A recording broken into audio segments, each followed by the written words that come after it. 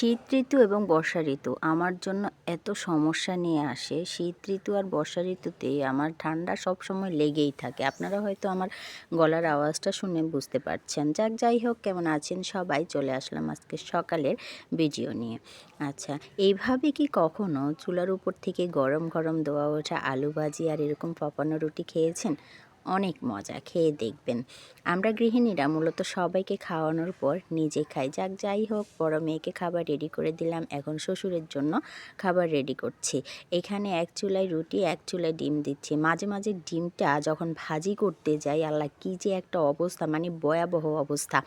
যুদ্ধে যেরকম এক হাতে ডালা নিয়ে অন্য হাতে তলোয়ারি নিয়ে কাজ করতে হয়, এরকম ডিম পোস্ট করতে গেলেও এক হাতে মনে হয় ডালা নিয়ে কাজ করতে হয়। মাঝে মাঝে গ্রেনেডের মতো ঠুস ঠুস করে ফুটে। যাই হোক, শ্বশুর বাবাকে খাবার দিয়ে এবার হচ্ছে আমার ছোটো মা জননীর পালা। ওনার জন্য সুজি রেডি করে নিলাম। সবাইকে খাওয়ানো শেষ, এবার নিজেকে একটু সময় দিব। এখানে ছোটো মায়ের সুজিটাকে একটু দুধ দিয়ে মিক্সার করে নিলাম। যাই হোক, ওনার খুব খিদে লেগেছে। উনি কিছুক্ষণ পর পর এসে আমাকে বলতেছে, আম্মু খিদা লাগছে।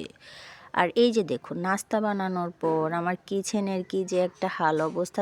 যাই হোক, সব পরিষ্কার করবো, আবার দুপুরে রান্নার আয়োজন করতে হবে। যেহেতু গলার অবস্থা একটু করুন, তাই একটু গরম গরম চা খাবো।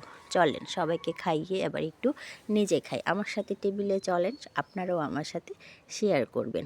আজকের নাস্তায় আমি নিয়েছি, কাল সন্ধ্যায় বালুশাহি বানিয়েছিলাম, সেখান থেকে একটা বালুশাহি মিষ্টি, এই যে একটা ডিম পোস্ট, সাথে আছে আলু ভাজি। এখন খাবো, নিজেকে একটু সময় দিব আর ফোনে স্ক্রল করব। এখানে ডিম নিয়ে নিলাম আর একটু আলু ভাজি।